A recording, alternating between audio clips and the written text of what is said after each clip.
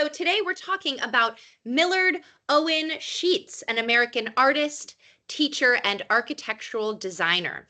He was one of the earliest of the California scene painting artists and helped define that specific art movement.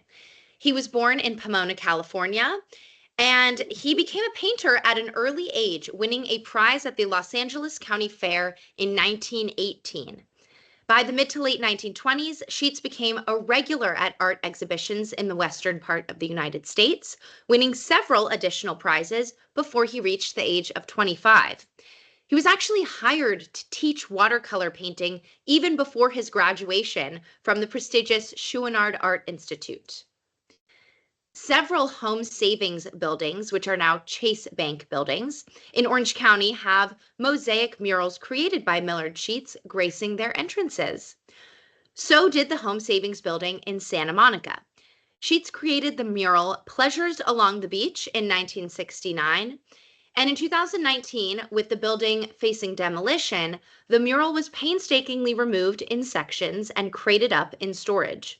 The mural has since been relocated to Orange County for installation at the new Hilbert Museum that celebrated its grand opening on February 23rd, 2024.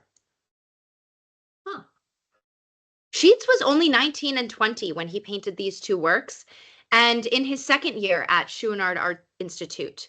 In both South Pomona Granary and Courtyard, we already see his skill set of the watercolor medium and his interest in the local rural area around his hometown of Pomona.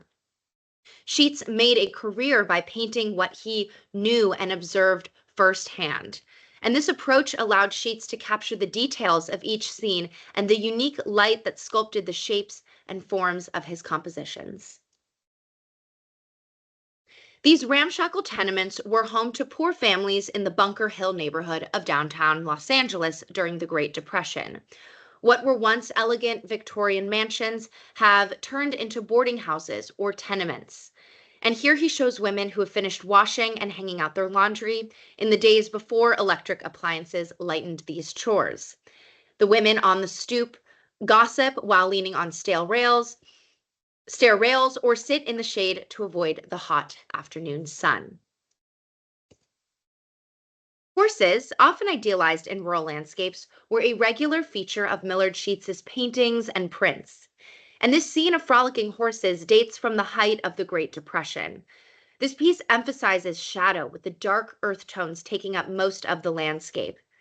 Sheets's love of horses can be directly traced back to his childhood years spent living at his grandfather's horse ranch. Millard rode his first horse when he was just 3 years old, and throughout his life, he returned to the theme of horses in his paintings, as well as maintaining a private stable of horses and raising and breeding racehorses. Another horse-focused piece from the same time period, this is Black Horse. And at this point in his career, Sheets achieved national recognition as a prominent American artist. He was exhibiting his work in New York City, Pittsburgh, Chicago, San Francisco, Washington, D.C., and many other cities throughout the United States. So let's jump 10 years later, and we can see different aspects to his style. When I first saw this piece, I immediately thought Dali and surrealism, with the buildings and plants kind of melting into each other, and the whole town looks like it's being held up by this large tree underneath.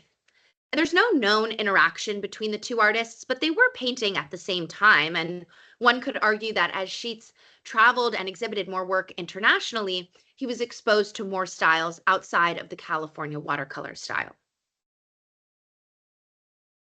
The 1930s and 40s were marked by darker colors in Sheets's work, but the 50s brought brighter colors, as seen here with Golden Gate Passage, marked by the bright blue sky, rich blue water, and of course, iconic red Golden Gate Bridge. Nets of Jacinito is also known by the title Landing at Pátzcuaro. Isla de Janitzio is the main island of Lake Pátzcuaro in the state of Michoacán, Mexico. And the town of Janitzio, which means where it rains, is located atop the hill.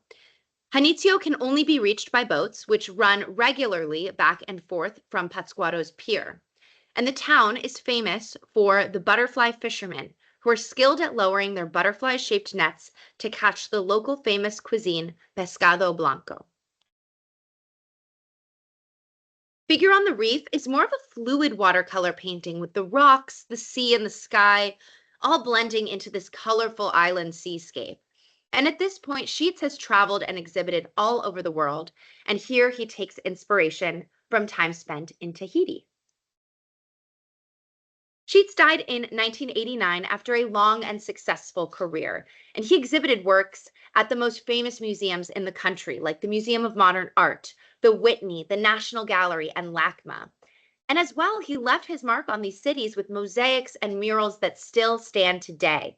There is a Chase Bank actually near my house that I've passed countless times that I didn't realize had a Millard Sheets mosaic on it until now. So every time I drive by, I will think of it a bit differently. And you should all research if there's any Sheets mosaics or murals near you, and you might be surprised. Thanks, everyone.